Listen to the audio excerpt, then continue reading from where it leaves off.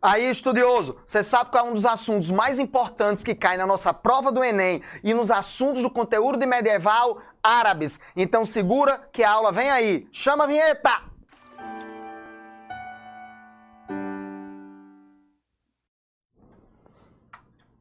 Primeira coisa que você vai aprender, nem todo árabe é muçulmano, nem todo muçulmano é árabe. Então se liga nessa questão.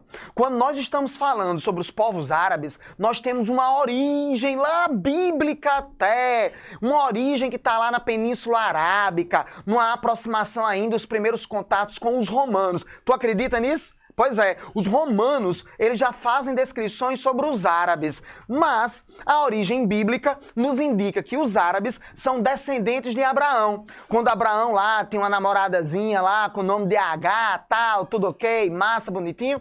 E aí nessa conversa toda, Abraão teve um filho com esta mulher chamada de H, chamado de Ismael. O boy se chamava de Ismael.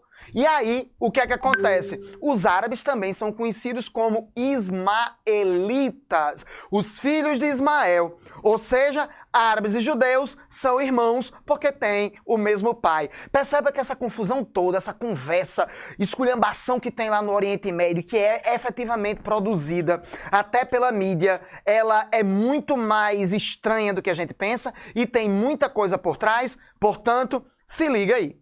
Mas quando nós estamos falando dessa civilização, nós temos os árabes antes do islamismo e os árabes depois do islamismo. Na Arábia pré-islâmica, nós tínhamos então uma organização tribal. Os árabes são um povo nômade ligado ao comércio. A importância desses caras está associada a uma ligação entre o mundo oriental e o mundo ocidental. Eles são os intermediários desse processo. Esses povos, essas populações organizadas em tribos, politicamente eles eram o quê? Descentralizados.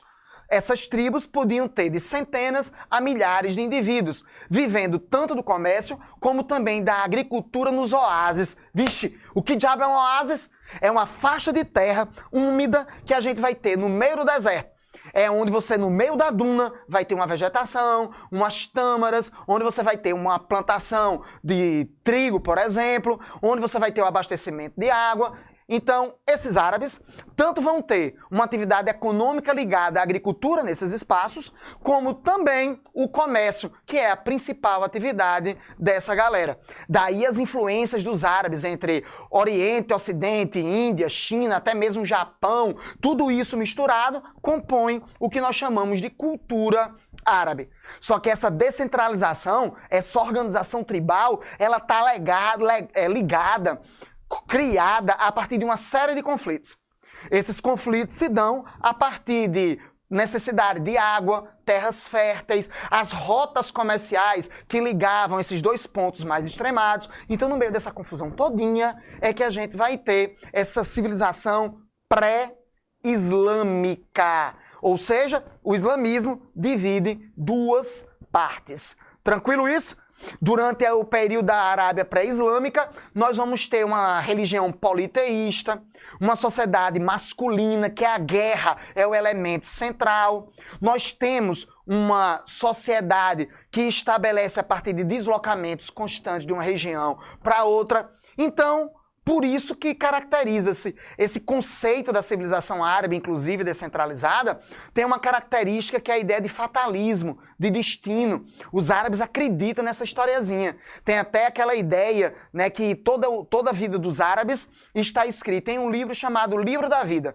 Esse livro tem infinitas páginas. Cada página dessa compõe, então, a vida de um árabe. Lembrem-se, não são muçulmanos, são politeístas, tá? Aí vai ver uma adoração da terra, do mar, da água, da areia, do vento, da terra, do vento, da água, da areia, da terra também, do vento, né, dos antepassados e do vento também, e da areia. Esses caras serão politeístas, tendo milhares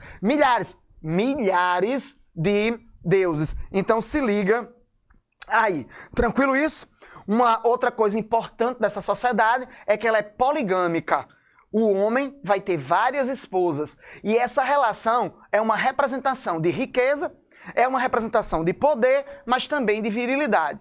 Não acho que o cara lá tem 2.000 mulheres e ele vai lá namorar com as 2.000 todo dia, toda hora, todo minuto, não. Então se liga nisso aí. A quantidade dessas mulheres está associada à capacidade de sustentação que esse cara pode dar aos seus filhos, a essas mulheres e a tudo que precisa sustentá-las. Uma estrutura gigante em relação a isso. Só que um belo dia apareceu um cara chamado Maomé, Muhammad. E esse cara chamado Maomé era um comerciante de uma tribo chamada Coroachitas, tá? Ele era o membro pobre dessa tribo que era riquíssima. E esse cara, então, ele casa com a prima dele mais velha, chamada Khadija. E com esse casamento, ele enriquece, ele ganha rotas comerciais, enfim, o diabo a quatro acontece. E Maomé, ele, em um determinado momento, rezando, entrando em contemplação, ele descobre que o anjo, o arcanjo Gabriel, está falando com ele. E nessa conversa, o arcanjo vai dizendo que os cristãos não entenderam Jesus, que os judeus não entenderam Moisés, nem entenderam Abraão, e cabia a ele, Maomé, trazer a verdadeira fé, corrigir o que judeus e cristãos não entenderam ou entenderam errado. É aí, então, que esse comerciante, casado com Khadija, sua viúva mais velha, sua prima, viúva mais velha, rica, ele cria, então, o que nós chamamos de islamismo. Você sabia que a expressão, o nome islamismo vem de Islã, e Islã significa submissão a Deus. Claro, se liga aí, viu, estudioso? Na sua prova pode cair a palavra Islã associado à ideia de comunidade muçulmana, o que também não deixa de ser verdade. Então a palavra Islã tanto pode servir para significar todos os muçulmanos do mundo ao mesmo tempo, como também dizer a ideia de submissão a Deus. Por isso que o islâmico é aquele que se submeteu a Deus. Maomé, então, começa a pregar essa religião, tá? O islamismo, ele é uma mistura de cristianismo, judaísmo, tradições árabes, é uma religião monoteísta, é uma religião ética, tá? E essa religião tem duas datas extremamente importantes, tá? Primeiro é a Hégira, que acontece no ano de 621 e marca o ano 1 da era muçulmana. A Hégira é quando Maomé é expulso lá da cidade de Meca, uma das principais cidades dessa Arábia pré-islâmica, e ele vai para a cidade de Medina. Lá nessa cidade de Medina, a 400 quilômetros, no meio do deserto, viu? No meio do deserto. 400 quilômetros, quem diabo ele encontra lá? O que é que tem lá na cidade de Medina? Simplesmente a família de sua esposa. Né? Ele vai ser muito bem recebido, vai montar um exército, vai voltar e dominar a cidade de Meca. Então a Hégira significa saída ou fuga para quem precisar, não sei como é que aí o seu professor vai tratar esses conceitos que eles são analíticos, tá? E aí com essa saída, o que é que acontece? É o ano 1 da era muçulmana. Resultado, isso é Hégira. E o que é o Ramadã? É o período de um mês que Maomé sai fugido lá de Meca para a cidade de Medina. No Ramadã, ele corresponde em importância ao nosso Natal, ao Natal cristão, aquela ideia de uma reflexão sobre o sofrimento, sobre a dor, tá? Essa questão de como Deus pode nos salvar e nos proteger, o conceito, né, de nascimento de Cristo, de descoberta, de renovação. Então, tudo isso é muito importante para que a gente possa dar uma sacada. Hégira e Ramadã, você tem que saber, tá? Qual é a grande importância do islamismo para os árabes? A criação do Estado Árabe Islâmico. Aquele que desassociar o islamismo da religião, da política, não consegue entender normalmente o que é que acontece. Islamismo e política são dois elementos agregados, são dois elementos que estão unidos, criando a ideia de um Estado em que sua organização política e jurídica é religiosa.